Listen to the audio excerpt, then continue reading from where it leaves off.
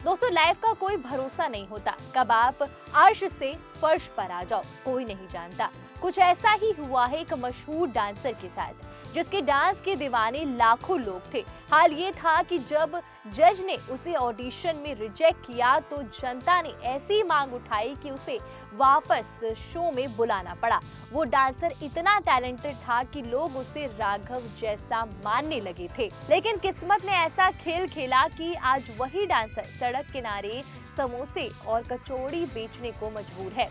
आखिर कैसे टूटा उसका सपना और क्यों इंडस्ट्री में वो अपनी जगह नहीं बना पाया, यही आपको बताएंगे इस रिपोर्ट में। दोस्तों डांस इंडिया डांस ने बहुत से स्टार्स दिए, राघव जुएल और धर्मेश, पुनीत पाठक, शक्ति मोहन, लेकिन कुछ टैलेंटेड कंटेस्टेंट ऐसे भी हैं जिन्हें किस्मत ने साथ नहीं दिया। ऐसा ही एक नाम है श्यामनाथ गोस्वामी का।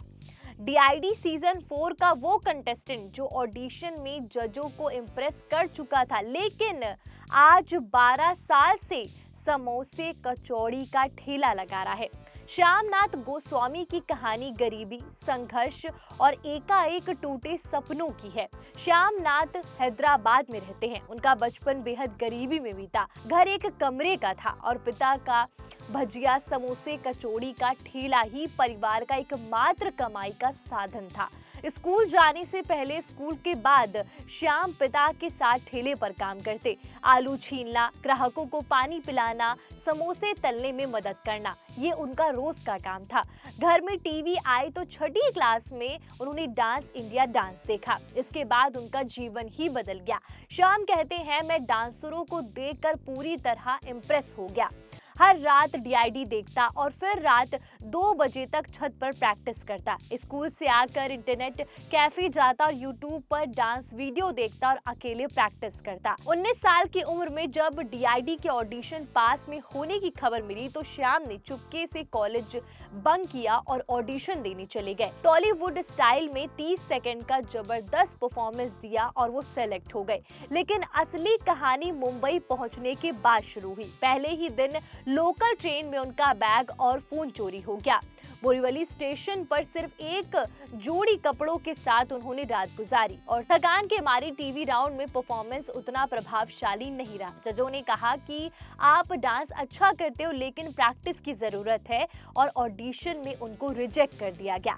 लेकिन श्याम की ऑडिशन वीडियो ऑनलाइन वायरल हो गया और जनता उनकी दीवानी हो गई। लोगों ने इतनी मांग की कि प्रोडक्शन टीम को उन्हें वापस बुलाना पड़ा। उनके साथ एक पूरा एपिसोड शूट हुआ लेकिन वो कभी टेलीकास्ट नहीं हुआ। घर लौटने के बाद सबसे बड़ा झटका लगा, श्याम के बड़े भाई की अचानक मौत हो गई। माता पिता बुरी तरह टूट गए और घर की सारी जिम्मेदारी श्याम के कंधों पर आ गई। बुजुर्ग माता पिता को अकेला छोड़कर वो मुंबई या किसी और शहर में डांस करने का सपना कैसे देख सकते थे और उसको कैसे पूरा कर सकते थे। बस फिर सपनों को कुचलकर श्याम वापस पिता के ठेले पर आ गए। आज भी वहीं पर समोसे कचौड़ी बेच रहे हैं। दोस्तों 12 साल बीत गए, श्यामनाथ गोस्वामी अभी भी अपने सपने को पूरी तरह नहीं छोड़ पाए हैं। आज भी जब भी उनको मौका मिलता है तो छोटी मोटी शादी या कॉलेज इवेंट में वो कोरियोग्राफ जरूर करते हैं, डांस करते हैं, लेकिन घर की जिम्मेदारियों के आगे बड़े सपने टिक नहीं पाए। इन जिम्मेदारियों ने उन्हें उनके सपने से दूर कर दिया। वो आज करते तो हैं पर कई छोटी छोटी परफॉर्मेंस करते हैं, कोरियोग्राफ करते हैं, पर जिस मंजिल तक उनको पहुंचना था, जिसके लिए उन्होंने सपना देखा था, जिसके लिए उन्हें बचपन में प्रैक्टिस करी, वो सपना जिम्मेदारियों के आगे कहीं दब गया और खो गया।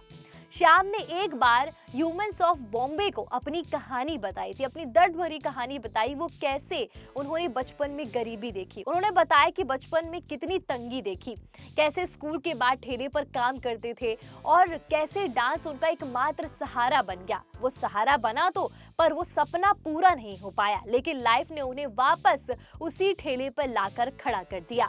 किस्मत भी कैसा खेल खेलती है ना। ये कहानी सिर्फ श्यामनाथ की नहीं है, ऐसे हजारों टैलेंटेड आर्टिस्ट हैं अपने भारत में, दुनिया भर में, पर जो अपनी जिम्मेदारियों के नीचे दब जाते हैं और अपना सपना पूरा नहीं कर पाते, आगे नहीं बढ़ पाते हैं।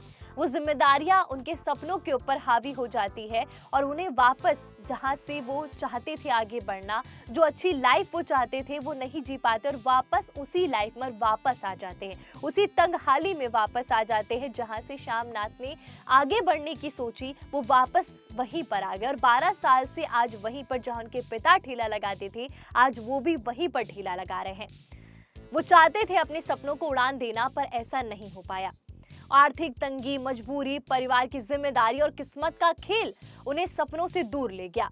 राघव जुएल जैसे कुछ लोग स्टार बन गए, पर श्यामनाथ जैसे जो बनना चाहते थे, अपनी लाइफ में कुछ करना चाहते थे, आज ठेले पर हैं और काम कर रहे हैं।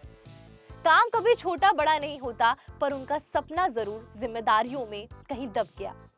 लेकिन उनकी मेहनत और उनका जुनून, उनका टैलेंट आज भी जिंदा है। दोस्तों, लाइफ में अनप्रेडिक्टेबल होता है। आपको नहीं पता कि कब क्या हो जाएगा, आपने क्या सोचा और कल क्या हो जाए। कुछ ऐसे ही उनकी लाइफ में हुआ और उनकी कहानी भी हमें यही दिखाती है कि लाइफ में कभी भी कुछ भी हो सकता है। आज आप ऊपर हो, लेकिन कल आप कहां पर होगे, आपके साथ क्या होगा, ये कहा नहीं जा सकता। लेकिन जुनून कभी मत छोड़ना। श्यामनाथ आज भी छोटे मोटे शो में डांस करते हैं।